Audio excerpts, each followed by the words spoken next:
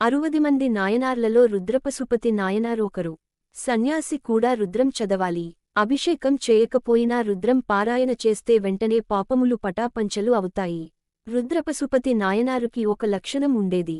ప్రతిరోజూ కూర్చుని రుద్రాధ్యాయం చదువుతూ ఉండేవారు. అలా చదువుతున్నప్పుడు ఒక అనుమానం వచ్చింది. అందులో ఈ మాటలు ఉన్నాయి. ఇవన్నీ ఈశ్వరుడే అన్నాడు. అనగా నీరు, నీటిమీద నురుగు, చెట్టు, చెట్టు మీద పిట్ట, చెట్టులో ఆకుపచ్చతనం ఈశ్వరుడు. నాయనారు తిరుమలయార్ ప్రాంతంలో ఉండేవారు. ఆయన ఈ రుద్రమును చదివి ఆకాశం ఈశ్వరుడు, మేఘం ఈశ్వరుడు, నీరు ఈశ్వరుడు, నురుగు ఈశ్వరుడు, చెట్టు ఈశ్వరుడు, పిట్ట ఈశ్వరుడు.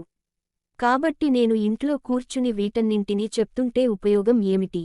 కాబట్టి నేను ఈశ్వరుడిలో చేరిపోయి ఈశ్వరానుభూతిని పొందుతాను అన్నాడు.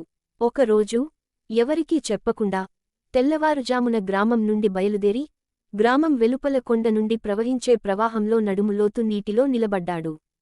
చల్లటి నీటి స్పర్శతో దేవుడు తనను ఆలింగనం చేసుకుంటున్నట్లు అనిపించింది. నమః ఫణ్యాయచ నమః శిఖాయాయచ ప్రవహ్యాయచ అని జపించాడు మరియు బయటకు రావలేదు. తనను తుడిచివేసి పొడి బట్టలు వేసుకుని ఇంటికి వెళ్లాడు. మధ్యాహ్నం సాయంత్రపు ప్రార్థనల కోసం మళ్లీ చెరువుకు వెళ్లి నీటిలో నిలబడి శివుని ధ్యానించాడు.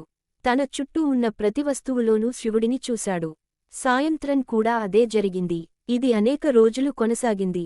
చివరకు ప్రతి ఒక్కరినీ శివుడిగా చూడటం ప్రారంభించాడు. దొంగను చూసినప్పుడు కూడా నమః చోరాయచ అని అన్నాడు. అతను ప్రతిచోటా శివుడిని చూశాడు. శివుడు, నా కంటే తప్ప మరొకరిని చూడని ఈ భక్తుడిని నా స్వర్గంలోకి తీసుకోవాలి అని అనుకున్నాడు. శివుడు భక్తుడిని తనలోకి తీసుకున్నాడు మరియు భక్తుడు శివుడయ్యాడు. దీన్ని జాగ్రత్తగా పరిశీలిస్తే భక్తుడు తన భక్తి ద్వారా విముక్తిని పొందాడని మనం చూడవచ్చు. ఈ వీడియో నచ్చితే లైక్, షేర్ చేయండి. అలానే రుద్రరిథమ్ మిక్స్ ఛానల్ తప్పకుండా సబ్స్క్రైబ్ చేయండి.